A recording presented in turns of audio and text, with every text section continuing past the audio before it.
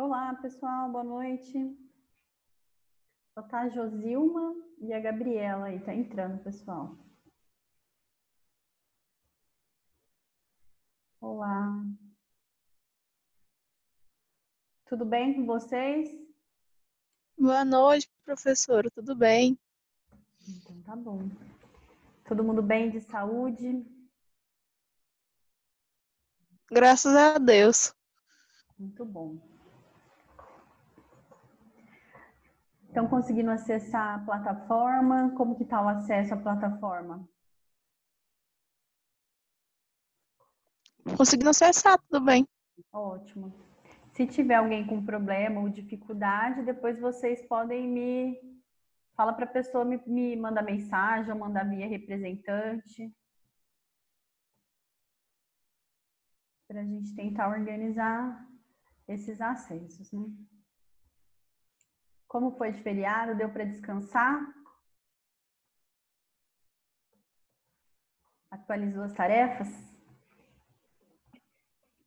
Oi, professora, boa noite. Boa noite. Deu para dar uma descansada boa. Fez as tarefas que estavam pendentes? Algumas deu para terminar. É o que não acaba, é matéria acumulada e atividade. É. Isso daí acontece mesmo, né? Tem que fazer no dia para evitar acumular, né? Muitas coisas. Pior que é verdade. Às vezes a gente deixa para depois. Na prática. Não, a gente vai deixando para depois, e o negócio, na hora que vê, bola, né? Aham. Nossa, eu tô meio fantasma, né? Deixa eu ver se mudando melhora. Tá dando uns reflexos mesmo, professora. Esquisito, né? Não tava assim, outro dia eu fiz, tava tudo normal. Será que é o jeito que eu pus a câmera? Melhorou essa aqui? Não, né? Tá com madeira dentro do meu olho. Tá. Esquisito. Tenso. Peraí que eu vou tentar arrumar isso aqui. Esperando o pessoal chegar, todo mundo entrando.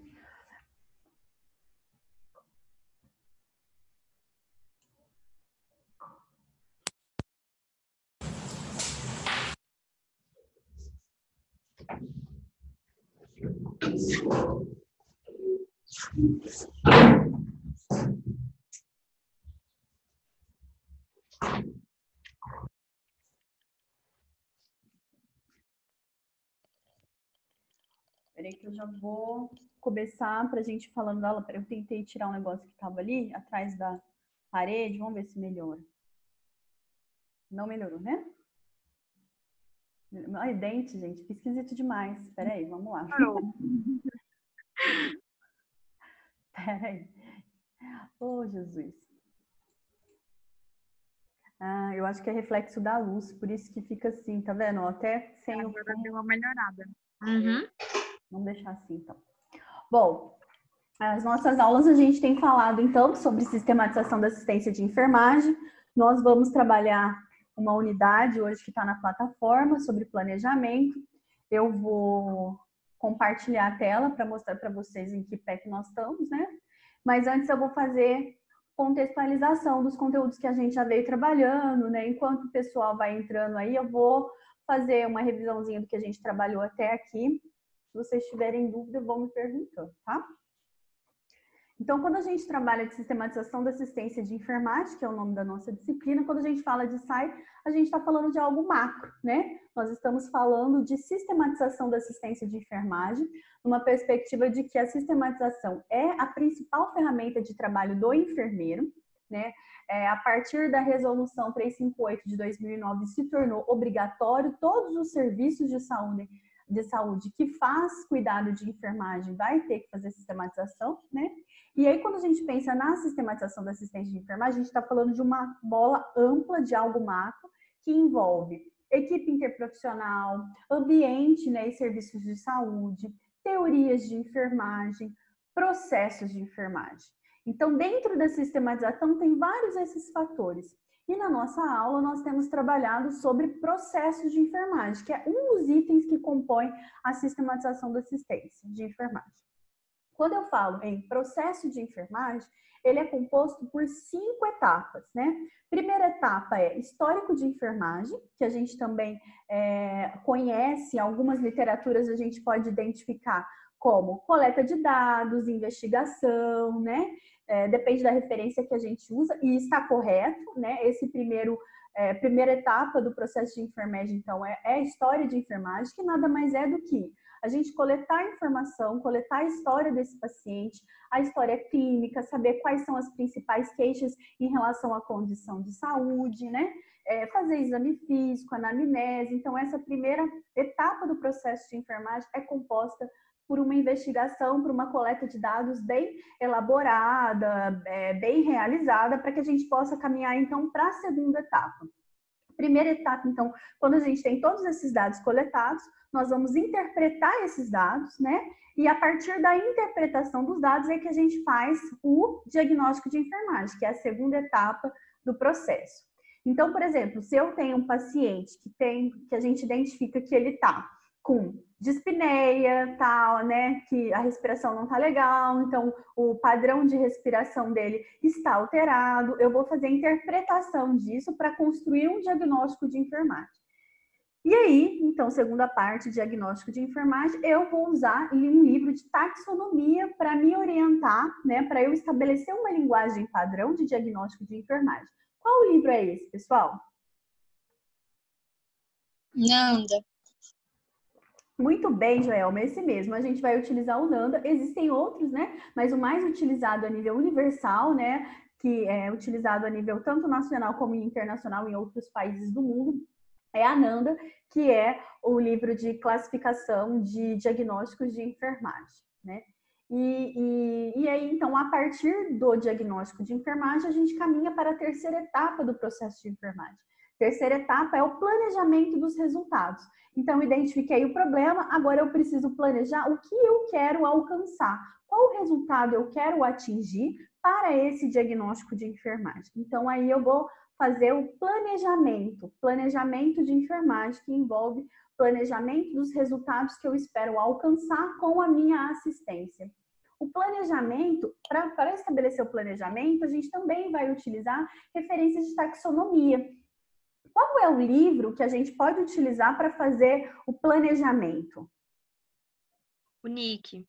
É o NOC. O NIC a gente vai utilizar, mas o NIC a gente vai utilizar na implementação. Não que a gente não use o NIC para fazer planejamento, a gente pode até utilizar, mas no NIC ele vai falar sobre intervenções. O NIC é classificação de intervenções de enfermagem. Então o NIC ele propõe as ações que o enfermeiro tem que fazer para alcançar determinado resultado.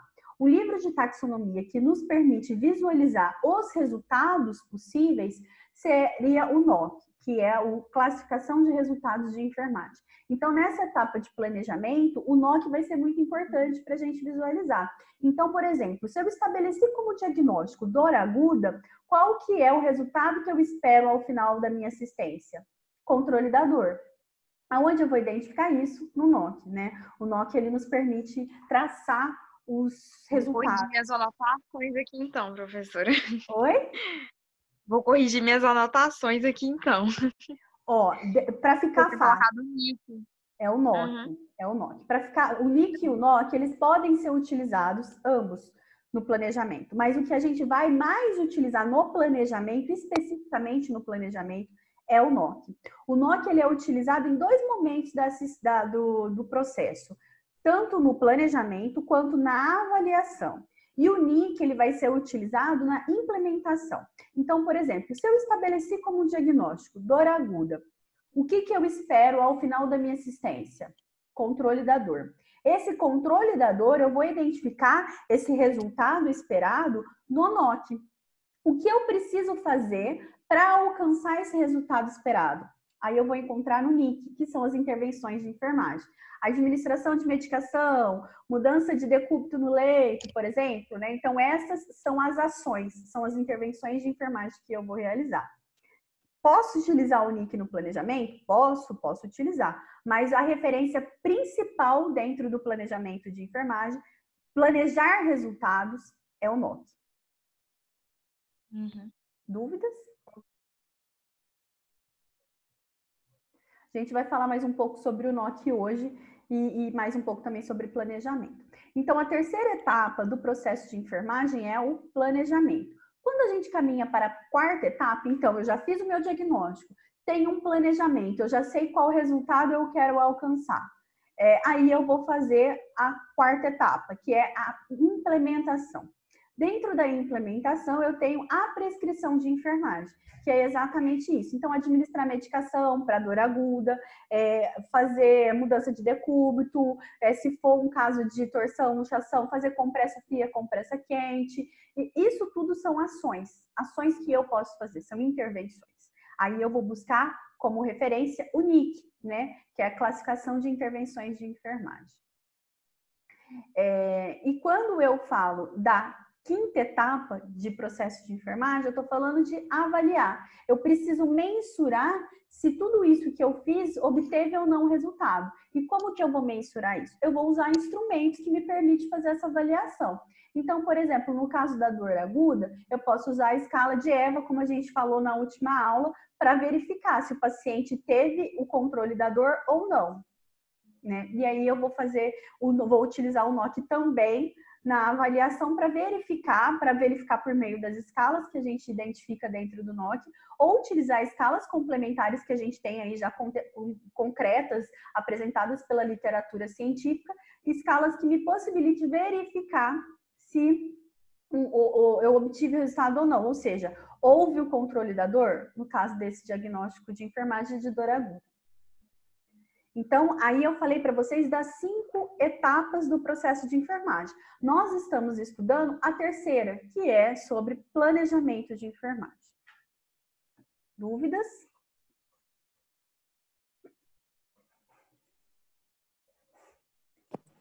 Professora, eu sou a Larissa, boa noite. Boa noite. Quando eu vou lá no NIC, né, e vejo, por exemplo, tem um caso clínico que fala que o paciente está com fadiga, está com alguma coisa assim, e eu vou lá no NIC e vejo na escala qual é o nível, qual é o valor sobre fadiga, que tem a escala lá, né, dos números. Como que eu sei em quanto que ele está e em quanto que eu quero colocar ele? Quando você... Vamos olhar, tem que olhar a escala. Isso tá no NOC, a escala, você fala? Isso. Tá, deixa eu abrir aqui. Você sabe a página que tá, a escala? Para eu entender? Vai lá no equilíbrio de Diagnóstico. urina básico. Aí lá tem sobre fadiga, tem um monte de coisa lá, um equilíbrio ácido básico. Tá. É porque teve um caso clínico que eu estava resolvendo, não da senhora, mas de outra professora, e eu fiquei com dúvida. Enquanto que eu vejo que a paciente está, por exemplo, está com fadiga, né? E aí lá fala tem 1, 2, 3, 4, 5. Aí como que eu sei que ele está em quanto? Ah, tá. Que no clínico... É uma escala de Likert, né? Na escala de Likert, a gente faz a avaliação da seguinte forma. Se ele está no nível 1, vamos colocar assim, quando a gente pensa na escala de Likert, se ele está no nível 1, significa que ele está gravemente comprometido. Então, significa que essa fadiga dele ainda está acontecendo e ainda existe um comprometimento. Se ele está no nível 5, significa que já houve um resultado e não tem mais comprometimento. Mas eu tô... sim, entendi. Era isso mesmo. É isso? Aqui, achei. Tá. Aqui tá falando sobre o equilíbrio de eletrólitos e não eletrólitos. Tá. Aí fala da variação. Então, frequência cardíaca, você vai avaliar a frequência cardíaca. Então, você vai avaliar, por exemplo, o ritmo cardíaco, vai ver pulso, respiração. Quando você pensa no sódio, potássio, isso tudo é resultado de hemograma, né, e gasometria, que também tem alguns itens que nos levam para gasometria. Então, você vai fazer, além dessas avaliações dos sinais vitais, e avaliação dos exames clínicos que esse paciente tem. Aqui tem glicose, tem dióxido de carbono, que a gente vai tudo identificar isso aqui, dióxido na gasometria, por exemplo. Você faz avaliação de tudo isso aqui. Deixa eu compartilhar para todo mundo ver a escala. Aqui. Tá vendo? Aqui em cima, a gente já consegue verificar, ele já traz uma avaliação. Então, você vai verificando esses indicadores aqui, através da avaliação dos sinais vitais e dos exames clínicos que você vai verificar. Então, você vai verificar se tem alteração do sódio, se tem alteração do potássio, tudo nos exames clínicos, né? Tanto de hemograma, urina do paciente. Aqui, ó, pH da urina e tal, você faz essa análise e vai pontuando. Se tem alteração e é uma alteração grave, você vai marcar 1.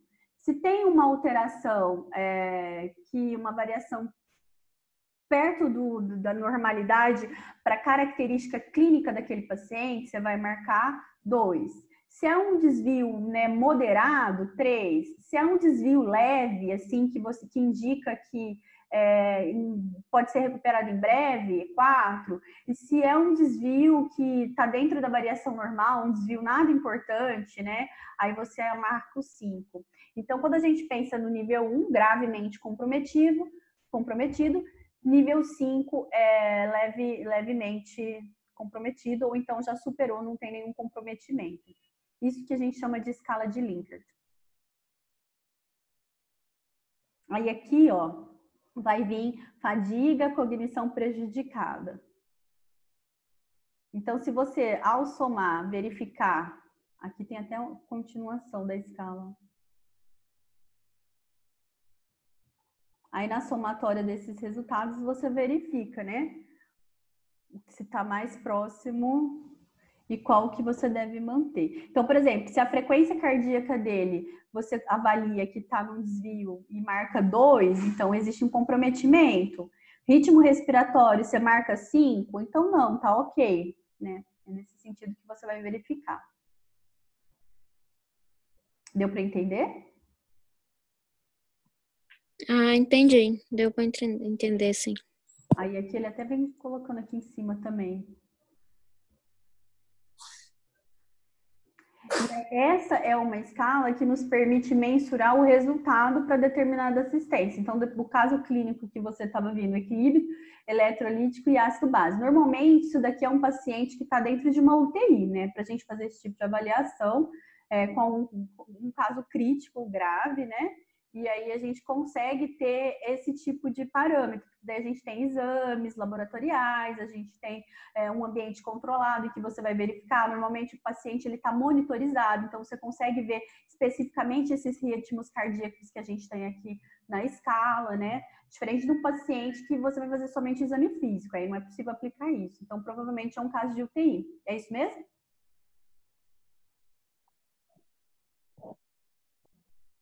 Sim, é isso. Uhum. E a gente tem outras questões aqui, ó, fraqueza muscular, câimbra, escólia, náusea, algumas outras, enfim. Hoje, então, a gente... Mais alguma dúvida, gente? Querem perguntar? Vamos lá. Eu entrei, então, aqui no lugar errado.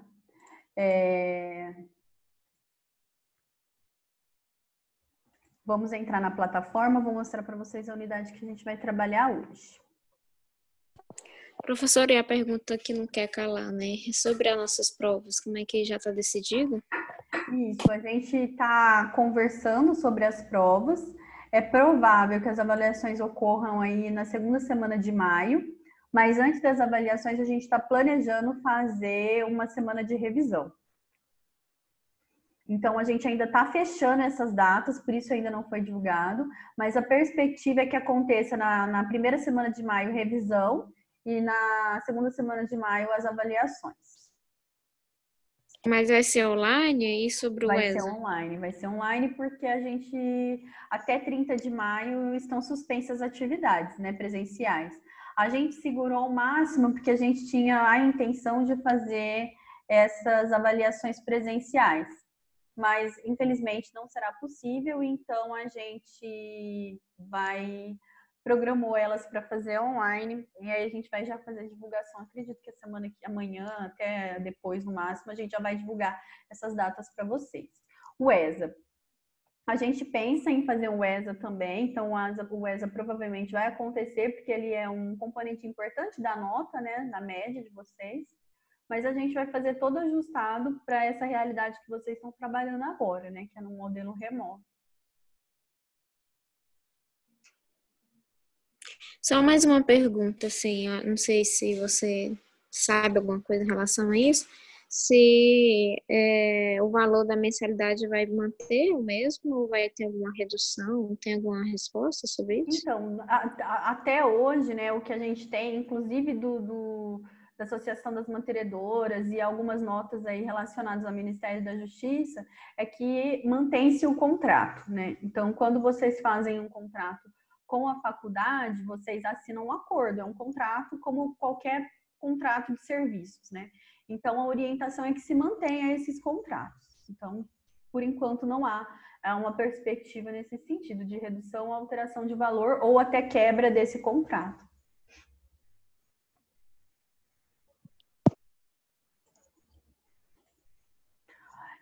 Vamos lá, a gente vai trabalhar hoje, então a gente continua nessa unidade de planejamento dos resultados. A gente trabalhou essa semana passada, não foi?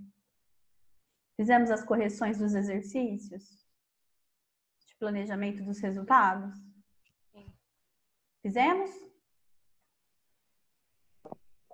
Sim. Deixa eu só perguntar uma outra coisa, pessoal. O desafio que a gente tem que fazer vale nota? Como que é? Não. Tudo isso aqui, quando eu passei para vocês as atividades, é só para contabilizar a frequência. Mas eu nem tinha pedido desafio, eu tinha pedido para vocês fazerem um exercício, né? E os exercícios eu fiz, eu queria saber só sobre o desafio. Mas Eu tenho corrigiu, não? Corrigiu. Não corrigi, né? Eu tô abrindo aqui, agora a gente não corrigiu. Tá, beleza, a gente vai corrigir então. Então a gente pode começar corrigindo e a gente não terminou ainda a parte de planejamento, né? A gente parou quando a gente estava falando sobre o NOC. Tá. Vou compartilhar a tela aqui, o slide, terminar essa parte do NOC, a gente corrige o exercício. E aí depois eu tenho outro, eu vou deixar um prazo, um tempo aí da aula, vou ficar aqui disponível no Zoom e vou deixar um prazo para vocês na aula, que eu disponibilizei outros exercícios complementares no Google Formulário, que é de planejamento de enfermagem. E aí vai trabalhar todo esse aspecto do conteúdo que a gente tem desenvolvido aqui sobre planejamento, tá? Então, o primeiro momento da aula, o que a gente vai fazer? Eu vou finalizar o conteúdo, a gente corrige o exercício da plataforma e depois vocês vão ter um tempo para fazer os exercícios de planejamento que estão no Google Formulário, que eu vou disponibilizar o link aqui no chat para vocês já acessarem, tá?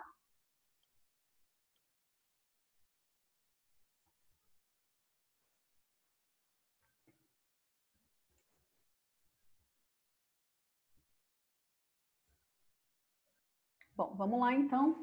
Quando a gente fala na classificação dos resultados de enfermagem, a gente está falando na utilização do NOC, né? Que é um livro de taxonomia.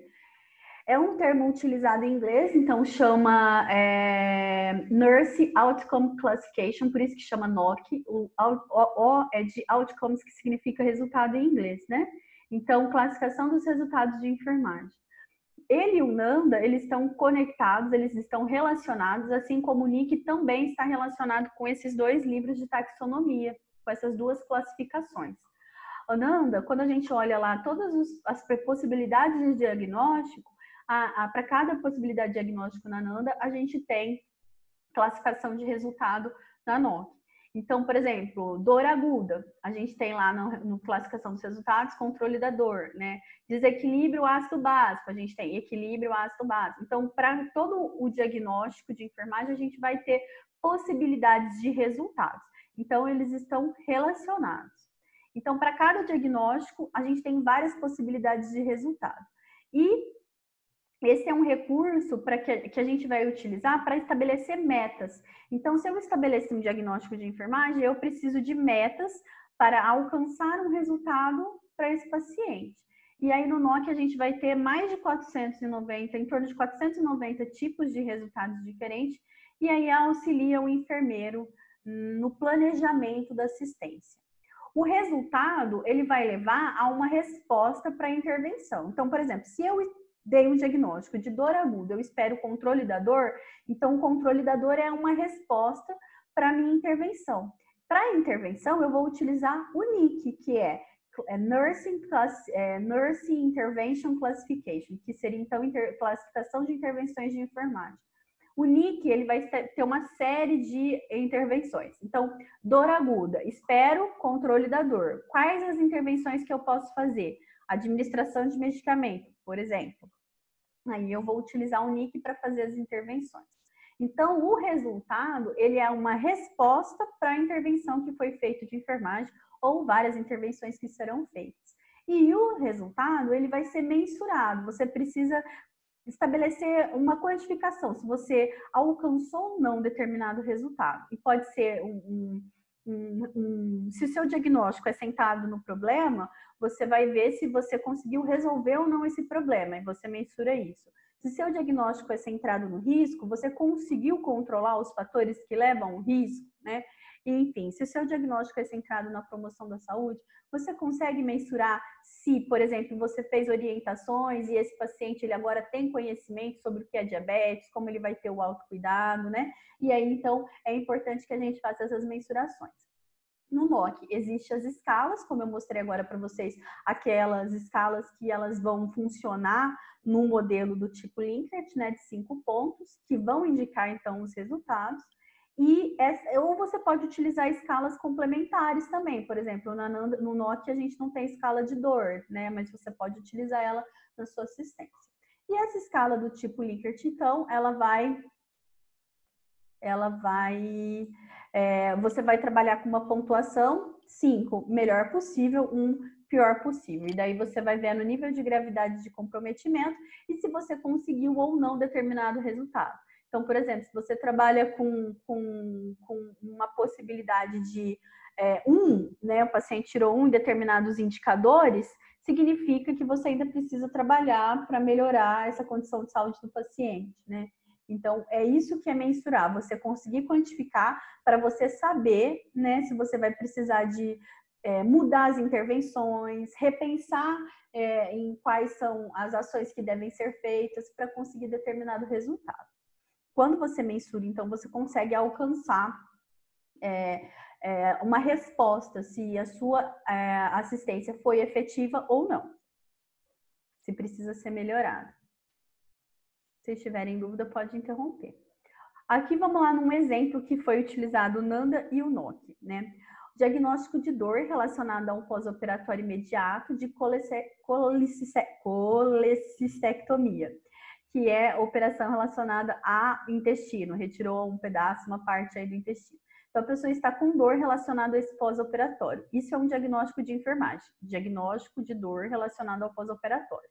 O resultado esperado para esse tipo de diagnóstico é redução da dor em até 1 hora. Então, aqui eu já planejei o que eu espero, redução da dor. E esse será, então, planejado, redução da dor é o resultado que eu espero alcançar, e aí você vai implementar quando você faz a prescrição de enfermagem. Então, para redução da dor, eu vou administrar tal medicação, vou fazer o curativo de tal forma, né? Então, aí você tem as intervenções que serão feitas, por exemplo, para estabelecer o resultado que você espera, que é redução ou controle da dor. Então, aqui a gente tem um exemplo de que a gente usou diagnóstico de enfermagem. Então, aqui a gente tem o NANDA. Tá dando certo, não. Quando a gente fala da dor. E a gente tem redução da dor, o NOC. Ok? Dúvidas? Aqui tem outros exemplos, ó. Quando a gente pensa, por exemplo, mobilidade física prejudicada, o paciente tem dificuldade de deambular, está com dificuldade de movimentação, então ele tem uma mobilidade física prejudicada. Qual que é o resultado que eu espero? Que ele atinja, que ele tenha mobilidade, que ele consiga restabelecer as suas ações, né, de andar, deambular, enfim, esse é o resultado que eu espero. O paciente está com diagnóstico de desesperança. O que eu espero? Que ele tenha esperança. Conhecimento deficiente sobre uma doença, sobre, né, acabou de receber o diagnóstico de diabetes, então ele tem um conhecimento deficiente sobre a doença. O que eu espero? Que ele tenha conhecimento sobre o processo de doença, que ele tenha conhecimento sobre as medicações que ele fará uso, que ele tenha conhecimento sobre o controle da doença, conhecimento sobre o comportamento da doença e sobre as consequências que implica na saúde dele, caso ele não faça determinados cuidados. Então, esses são os resultados. Aqui, ó, comprometimento da mucosa oral. Por exemplo, a gente tem um idoso que faz uso de prótese, né? Que é a famosa dentadura. Então, esse idoso faz uso de prótese oral e daí a gente identifica que existe um comprometimento da mucosa, porque essa dentadura às vezes ficou muito larga, muito solta, né? Porque ele teve perda de perda óssea, de mucosa ali, enfim, e aí causou algumas feridinhas ali na boca dele. Qual que é o resultado que eu espero? Que ele tenha uma saúde oral e que ele tenha a integridade do tecido restabelecida, né? Quais são os indicadores que eu vou verificar se isso aconteceu ou não? Ele tem conhecimento sobre o gerenciamento da infecção, em como ele pode usar essa prótese de forma que não cause o ferimento. Ele tem um conhecimento e ele consegue fazer o autocuidado da higiene oral, né? Como que ele vai higienizar a prótese, como que ele vai higienizar a boca sem causar machucados. Ele tem uma hidratação, ele sabe da gravidade que é ter uma infecção na cavidade oral. Então, esses são alguns indicadores. Outro exemplo, intolerância à atividade. O que eu espero? Que ele tenha tolerância à atividade. Qual que vai ser meu indicador que ele tem intolerância à atividade? Fez alguma atividade, não teve problema com oxigenação, ele tem uma frequência de pulso dentro do padrão com a ação, com alguma atividade desenvolvida, ele tem uma frequência respiratória estabelecida com uma atividade desenvolvida, né? Aí, outra questão, estado de autocuidado, que pode estar relacionado à intolerância à atividade. Então, eu espero que ele tenha um autocuidado. Se ele tá, por exemplo, não consegue tomar banho, não consegue se movimentar, enfim. Então, esses são os meus indicadores. Se ele melhorou essa intolerância com a atividade, ele vai conseguir tomar banho, ele vai conseguir se vestir, vai conseguir preparar os alimentos, líquidos, tal, e comer. Então, esses são indicadores. Ah, professora, como que eu vou estabelecer isso? Eu vou usar o NOC como referência, mas eu posso muito bem estabelecer indicadores de acordo com a realidade do paciente, né? Então, por exemplo, se ele está com intolerância à atividade, ele não consegue tomar banho, né? E aí ele fica ofegante, né? Fica com a respiração alterada e até a frequência cardíaca, né? O pulso ali dele fica alterado. Então, quando eu penso nessa história, nesse paciente, eu espero que ele tenha tolerância à atividade. E qual que vai ser meu indicador? Ele consegue tomar banho sem ter frequência de pulso alterada, sem ter frequência respiratória alterada. Então, tudo isso, gente, vai ser de acordo com a história clínica, com os dados que eu coletei no momento de histórico de enfermagem. Então, a gente tem uma linguagem padrão, uma linguagem universal, mas essa linguagem ela vai ser aplicada de acordo com a necessidade de cada paciente. Então, se você trabalha num hospital em que o enfermeiro do matutino ele faz o mesmo diagnóstico, as mesmas prescrições que o enfermeiro do noturno, pode ter alguma coisa aí que está equivocada, né? Porque o paciente evolui, a gente consegue ver mudanças, alterações, e esses não é uma coisa estática, é dinâmico, então a gente precisa rever isso.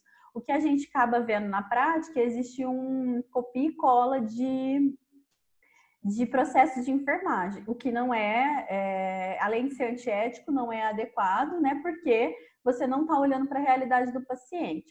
Então, se dentro de uma UTI que você tem 10, 15 leitos, pode acontecer... Professor, sim? Interrompendo você. Então, no caso, onde eu trabalho, então não é certo. Uma sai da manhã valer para a noite. Se você tem... Então, vamos lá, né? O que você observa, Dinileia? Se você observa que o paciente... É muito difícil você estabelecer um diagnóstico de manhã e outro à noite. Não, o diagnóstico ele pode permanecer. Mas a hora que você faz a avaliação do paciente, você pode identificar que outras implementações são necessárias. Até porque um plantão noturno é muito diferente de um plantão no matutino. Normalmente, a rotina de um hospital, no matutino é onde vai fazer o banho, onde vai administrar muitas das medicações, né? Então, muitas das ações são concentradas no matutino. Então, se o enfermeiro, ele faz o processo de enfermagem idêntico do matutino, tá errado, porque à noite a rotina é totalmente diferente. Então, o diagnóstico pode até permanecer o mesmo, mas a implementação será totalmente diferente. Né? Pois é. À noite só faz outra se a enfermeira da noite admitir aquele paciente, mas se aquele paciente já foi admitido, segue. Aí só faz outro no outro dia. Mas aí, o que a gente pode pensar? Que, de repente, estabelece como rotina do hospital que exista um processo de enfermagem por dia, que você não precisa fazer todos os dias processos diferentes. Então, vamos supor, a enfermeira do matutino é que vai fazer todo o planejamento, porque ela vai traçar qual é a rotina do dia todo, do plantão dentro de 24 horas. Aí, ok, de repente, então essa é a rotina estabelecida no hospital, não é que isso está errado. Então, essa enfermeira do matutino, ela já pensou na implementação que vai acontecer no noturno também. O que não pode acontecer é o enfermeiro do noturno, se ele tiver que fazer esse processo, ele ir lá e meter um copia e cola. Aí tá errado. Ah, tá. Entendeu? Então, por exemplo, aí o que pode acontecer também é trabalhar em colaboração. Por exemplo, o matutino faz o diagnóstico de enfermagem, faz planejamento e faz implementação. Aí, quando chega à noite, o do noturno vai fazer a avaliação, porque daí ele consegue ver se toda assistência desenvolvida durante o dia conseguiu o resultado ou não. Aí ele faz a avaliação, normalmente faz essa avaliação usando escalas, né, instrumentos aí do NOC. A partir desse resultado, a enfermeira que entra no matutino no outro dia, ela revisa todos esses processos e planejamento de enfermagem. Então, ela vai revisar se o diagnóstico é aquele mesmo, permanece ou não, de acordo com a avaliação que foi feita, por exemplo, no enfermeiro do noturno. Isso pode acontecer. Entendi. Entendeu? Agora, Entendi. o que a gente vê muito acontecer é que, por exemplo, eu estou numa UTI, eu tenho 10 leitos. Acaba que estabelece o mesmo diagnóstico, o mesmo planejamento, as mesmas intervenções para os 10 pacientes. Então, assim, é claro que dentro de uma UTI, a complexidade do paciente, são pacientes de alta complexidade, então muitas vezes pacientes totalmente dependentes e que têm diagnósticos parecidos, semelhantes, ou diagnósticos que são comuns, né? Mas eu tenho que olhar as individualidades, eu tenho que olhar a particularidade de cada paciente. Então, por exemplo, padrão respiratório ineficaz. Pode ser que eu tenha 2, 3 leitos ali que tem esse diagnóstico de enfermagem, mas se eu faço padrão respiratório ineficaz, sei lá, para os 10 leitos, será que realmente está correto? Será que essa é a prioridade de todos os meus pacientes, né? Tudo bem que nessa era da Covid-19 isso pode ser uma realidade de uma UTI, mas o que eu quero dizer é assim, dor aguda, todos estão com dor, né? É prioridade de todos os pacientes a dor nesse momento, e aí então é importante que se reveja, né? Então não pode ser assim, tem que ser diagnósticos individualizados. Ok? A gente tem 1 minuto, se cair, entrar pelo mesmo link, tá? Que a gente vai continuar a nossa aula. Então, aqui são alguns exemplos que eu trouxe sobre diagnóstico usando o NANDA e resultado usando a NOC, né? São alguns exemplos. Agora a gente vai trabalhar com o NOC na plataforma antes de corrigir os exercícios, tá? Vamos lá na plataforma, eu vou compartilhar a tela aqui com vocês. A gente tem uma unidade aqui que chama... Peraí, deixa eu olhar aqui.